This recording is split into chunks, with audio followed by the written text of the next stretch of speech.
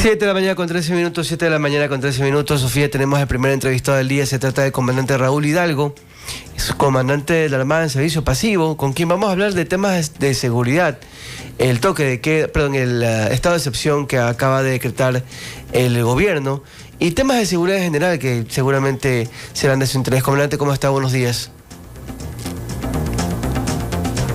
Buenos días, Diego. Qué gusto a los radioescuchas y estar con ustedes nuevamente. Sofía Almeida y Alex Almeida les saluda. ¿Cómo está, comandante? Comandante, estos días se anunció la captura de alias Javi, ¿no? Este objetivo de alto valor, hermano de Fito.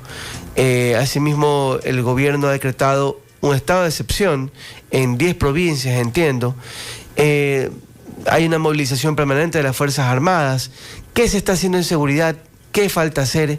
Todavía hay un sentimiento de que no, si bien hay golpes importantes como el de Javi, en su momento de Fito y otros líderes importantes, a lo mejor no se traducen resultados. ¿Qué falta hacer todavía, comandante? Bueno, hace un momento le escuchaba en su comentario y ustedes van a la parte estructural de la sociedad. Y ahí eso es lo que está fallando. O sea, el comentario de ustedes fue acertado. El asunto de educación tiene mucho que ver. O sea, es un asunto estructural de la sociedad. Pero referente a su pregunta, al estado de excepción, ¿no?, que se ha decretado con este decreto 423, no hace ver que el gobierno, que el Estado, no tiene una política permanente referente a este tipo de actividades, o sea, la aplicación de la fuerza contra la delincuencia organizada. ¿Por qué digo esto? Porque en verdad uno ve que los decretos ejecutivos son de gobierno. Y desde el gobierno de Guillermo Lasso se viene viendo que gobierna, y obviamente el gobierno actual, gobiernan de decreto en decreto. De decreto en decreto, lo hacen cada 60 días. Yo creo que hasta la presente debe haber más de 16 decretos de estos estados de excepción. Es decir, hemos permanecido constantemente en estos estados, ¿no? Constantemente es la misma situación, ¿no? Y los índices de crimen no bajan poco, pero nuevamente vuelven a subir. Es increíble lo que está ocurriendo, porque se acaba el decreto de excepción, entonces las autoridades manifiestan que ha bajado, qué sé yo, el 16%, el 15%, el 12%, ¿no?, de los índices de homicidios, que es un índice con el cual se mide la violencia en un país, ¿no? Con esos índices nos miden internacionalmente. Y nos dicen que, por ejemplo, desde el 23 teníamos el más alto, 48 por cada 100.000 habitantes. Es elevadísimo, es el primero en Latinoamérica.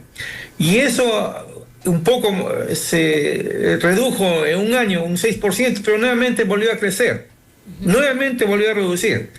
Los resultados que están vigentes y que por eso decretan esto de estado de excepción es que cuando está aplicándose la fuerza, están los miembros de Fuerzas Armadas y la policía activos en este asunto, baja un poco la delincuencia. Pero usted quita esa presión y crece nuevamente. Los hechos lo dicen, ¿no? La crónica roja, usted ve en todas las radios, en toda la televisión, en los medios de comunicación, lo único que se reporta son estos tipos de ejecuciones de sicariato espectaculares como el de ayer del aeropuerto, ¿no?, donde utilizan a menores de edad, donde no les puede alcanzar la ley.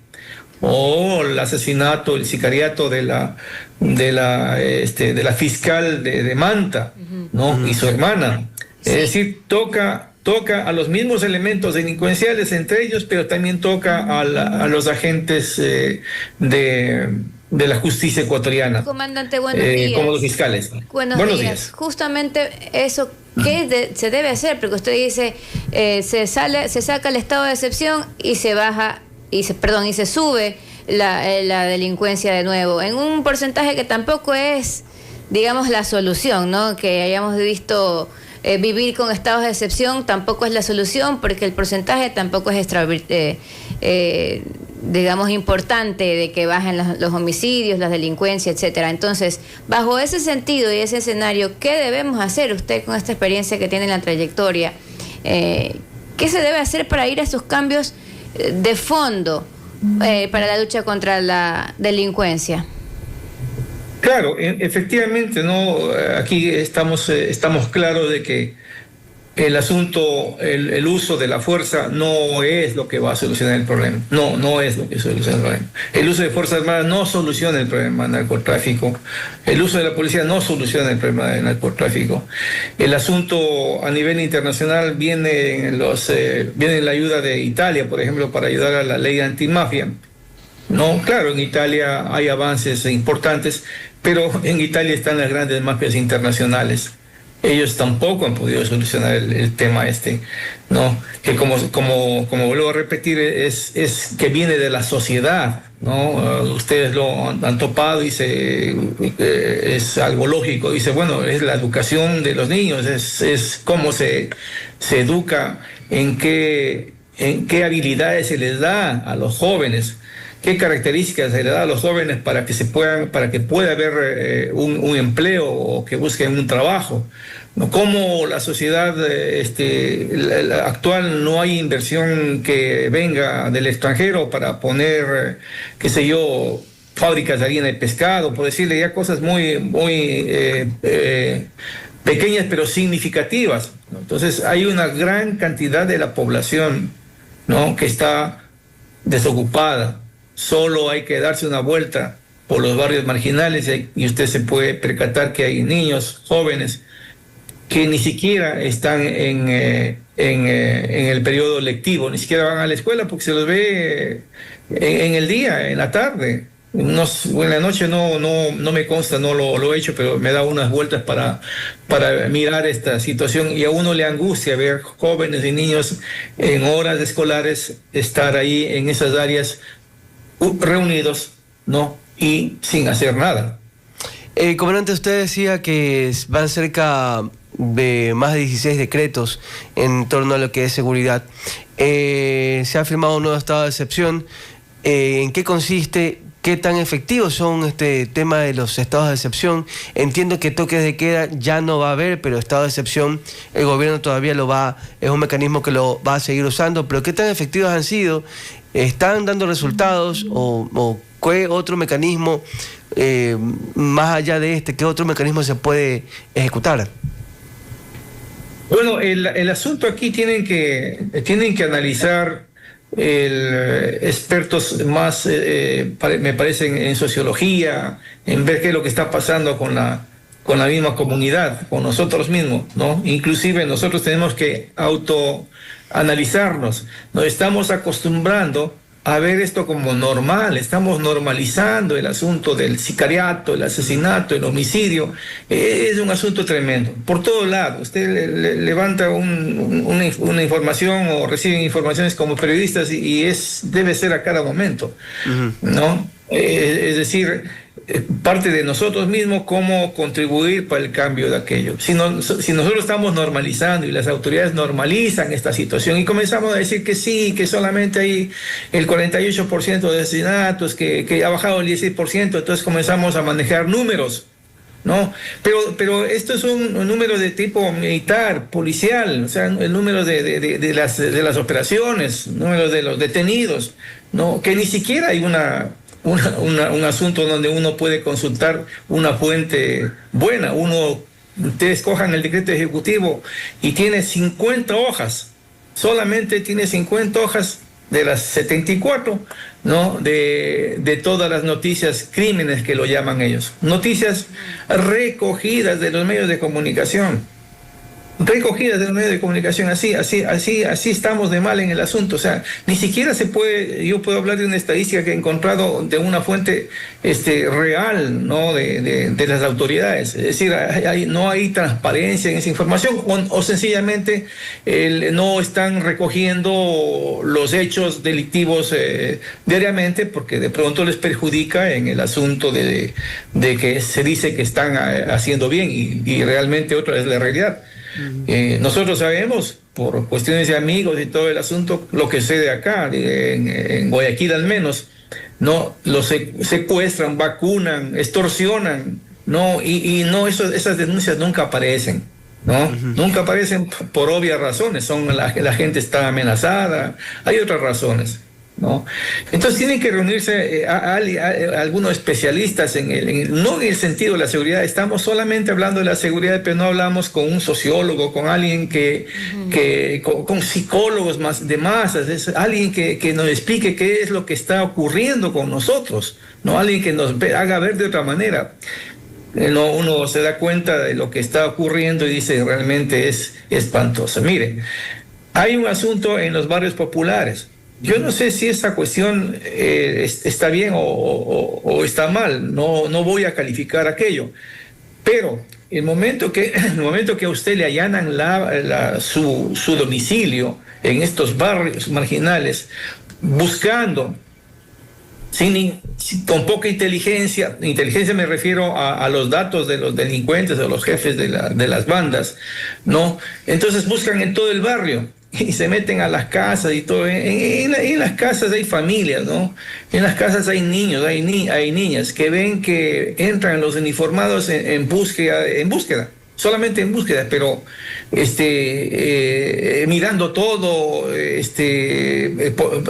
empleando la fuerza. ¿Usted cree que esos niños, esas niñas van a estar de acuerdo o van a verlo al uniformado de buena manera? No, porque están justamente entrando al área familiar y están buscando cosas que ellos posiblemente no sepan y que los padres no sepan, pero se está aplicando en esta situación en estos barrios marginales. Entonces, a la población no creo que se le esté ganando. O sea, en una guerra lo más importante es ganarse la voluntad de la población. Eso lo dicen todos los manuales militares y de guerra. Si usted no se gana la población o la voluntad, no tiene ni siquiera los soldados para pelear. Claro. Es decir, ahí está el asunto en la población. De ahí salen los policías, de ahí salen los militares. Todos salimos de la población. Entonces, si nosotros no ganamos esa voluntad y se restringe la información de parte de ellos porque le estamos aplicando a la fuerza indiscriminadamente, entonces vamos a seguir obteniendo resultados de que quizá ellos van a ponerse a favor de ocultar la información, y es obviamente ponerse en favor de la delincuencia bajo nuestro concepto. Pero bajo el concepto de ellos es sobrevivencia. No estoy yo acusando a esas personas, sino que tienen que sobrevivir en esa área donde nadie les va a proteger. ¿Y usted cree, comandante, porque históricamente las Fuerzas Armadas y la Policía Nacional han tenido una muy buena aceptación entre la ciudadanía, una imagen respetable, ha sido un prestigio pertenecer a las Fuerzas Armadas? ¿Quién no ha tenido un familiar que ha pertenecido o un conocido que ha sido con honor perteneciente a las Fuerzas Armadas? Pero ahora, ¿usted cree que con todo esto, más los casos que lamentablemente han ocurrido, como el tema de las Malvinas y otros casos más, cree que de alguna manera se ha afectado todo esto a la imagen de las Fuerzas Armadas? Por supuesto que ha afectado, y lo pongo de esta manera, ¿no? El asunto muy claro, lo he escrito sobre el tema de seguridad. No puede ser que en el Estado, esto es de excepción, o 16 o 18 creo que estado de excepción, ¿no? Y más antes algunos otros, que la policía siga manifestando que la delincuencia organizada y la delincuencia ha superado sus capacidades. Porque ahí uno ve, pues, dice, grave conmoción interna. ¿Por qué entran las Fuerzas Armadas? Dice, no, porque la policía está debilitada y la policía, la delincuencia ha superado en armamento y capacidades, la ha superado a la policía, por eso es necesario que entren Fuerzas Armadas. Y con ese cuento estamos viniendo de hace tiempo. Entonces la pregunta para ustedes, a los demás, es ¿por qué no, a las autoridades, por qué no se fortalece la policía? ¿Por qué no hace su tarea la policía? ¿Por qué sigue diciendo que es incompetente para esto, que le ha superado el crimen organizado? Entonces, claro, ahora ahí se está, para mí se está, como la estructura del Estado, lo que se llama las Fuerzas Armadas, está debilitándose. ¿Por qué? Porque obviamente, dice, entran en la policía, entonces a las Fuerzas Armadas le dejan en las cárceles.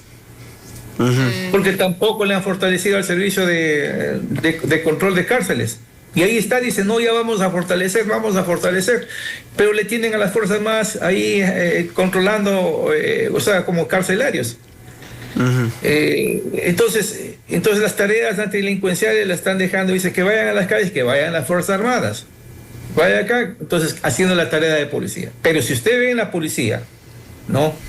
Que crecen, ¿verdad? Un poco, pero van a otros servicios. Usted los ven en los aeropuertos, los ve de policías en los bosques, en los parques metropolitanos, ya están cogiendo la competencia del tránsito, pero ahí sí son competentes, ahí sí tienen elementos, ahí son competentes para coger el tránsito, por ejemplo, ¿no? Entonces ahí parece que hay una desviación de lo que es una estructura del Estado y para qué son las Fuerzas Armadas. Entonces también estamos normalizando de que la policía no tiene la capacidad, entonces las Fuerzas Armadas tienen que colaborar con las tareas policiales. Y ahí vienen los problemas que usted dice. Caso de las Malvinas, otros casos que habrá en el asunto. El militar no está pues preparado como el policía para resolver un problema en la calle. Claro. No, el militar está preparado y parte desde el fusil. No hay otra instrucción militar, otra doctrina. Parte desde el fusil.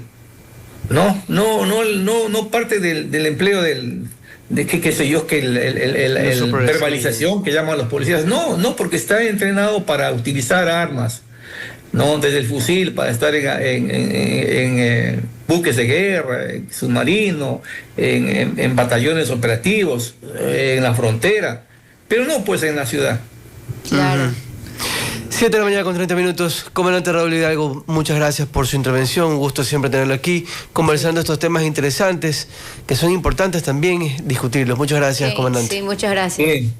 Buenos días.